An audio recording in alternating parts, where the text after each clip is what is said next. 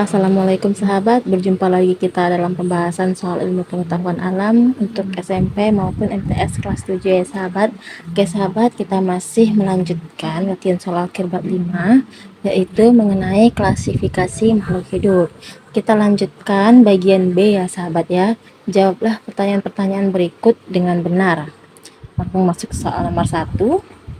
Seorang peneliti mengamati alat pernapasan pada kelinci dan kucing. Menurutmu, apakah kedua hewan tersebut memiliki alat pernapasan yang sama? Jelaskan. Ya, yang ditanya alat pernapasan kelinci dan kucing ya sahabat ya. Apakah kedua hewan tersebut memiliki alat pernapasan yang sama? Nah, jawabannya iya ya sahabat ya. Kelinci dan kucing ini memiliki alat pernapasan yang sama karena mereka sama-sama kelompok hewan mamalia ya sahabat ya. Hewan mamalia ini memiliki ciri-ciri tubuhnya ditutupi oleh rambut ya sahabat ya. Kemudian berdarah panas dan berkembang biak dengan cara melahirkan serta bernapas dengan paru-paru. Selain kelinci dan kucing, contoh hewan mamalia yang lain itu adalah rusa, harimau, paus, dan orangutan ya sahabat ya. Dan masih banyak lagi contoh hewan mamalia ini. Oke sahabat, sekarang kita lanjut ke soal nomor 2. Bagaimana metode penamaan ilmiah makhluk hidup dengan menggunakan sistem binomial nomenklatur? Jelaskan jawabanmu.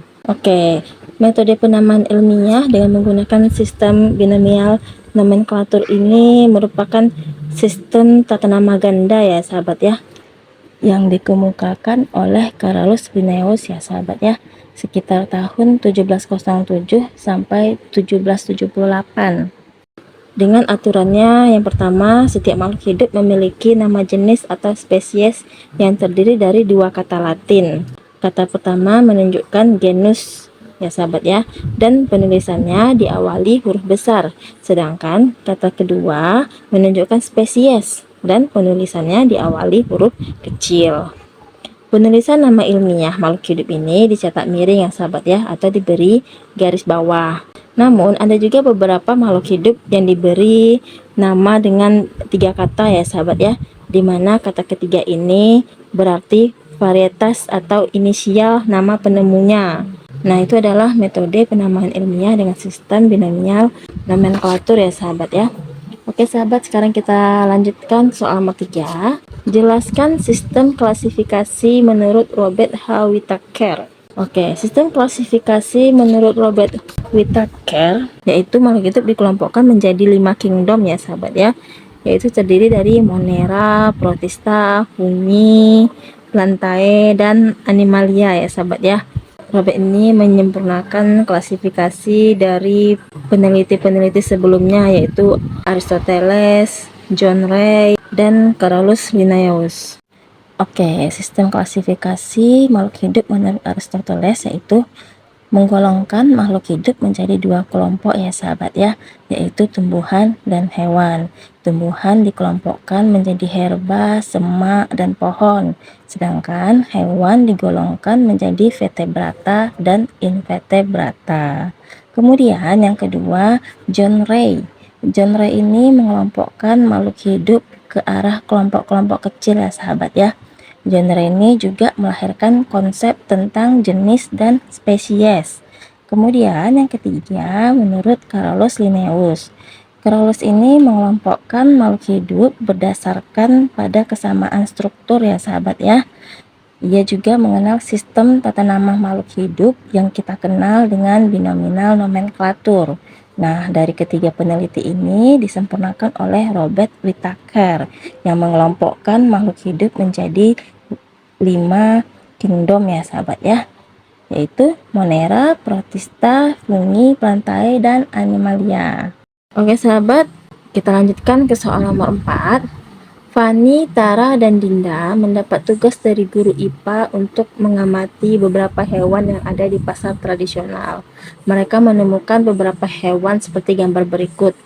Klasifikasi hewan-hewan tersebut berdasarkan filum dan ciri-ciri yang dimilikinya. Oke, perhatikan gambarnya ya sahabat ya. Gambar yang atas ini merupakan kepiting dan rajungan ya sahabat ya. Kepiting dan ranjungan ini masuk ke dalam kelompok arthropoda ya sahabat ya. Kelompok hewan arthropoda ini memiliki ciri-ciri kaki berluas-luas atau berbuku-buku ya sahabat ya.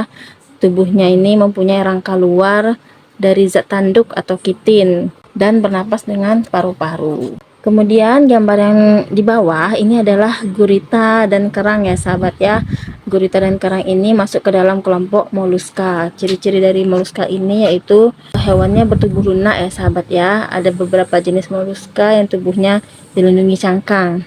Selanjutnya habitatnya ada di darat, air laut atau air tawar ya sahabat ya. Itu adalah ciri-ciri dari moluska. Oke sahabat, sekarang kita lanjut ke soal nomor 5. Setiap hewan memiliki ciri khas masing-masing. Begitupun dengan hewan dalam kelompok mamalia. Tuliskan ciri-ciri hewan yang dimiliki oleh kelompok mamalia. Oke, yang ditanya ciri-ciri dari hewan kelompok mamalia ya sahabat ya. Oke, ciri khas hewan mamalia ini adalah memiliki kelenjar air susu ya sahabat ya, dan memiliki daun telinga. Seluruh tubuhnya dilindungi oleh lapisan kulit ya sahabat ya. Kemudian ciri-ciri yang lainnya itu dia berkembang biak secara melahirkan dan merupakan hewan yang berdarah panas ya sahabat ya. Contoh mamalia itu kucing, rusa, harimau, paus, orangutan, dan masih banyak lagi ya sahabat ya. Oke sahabat, cukup sekian dulu pada part kali ini. Kita lanjutkan pada part selanjutnya. Terima kasih sahabat, sampai jumpa kembali. Wassalamualaikum warahmatullahi wabarakatuh.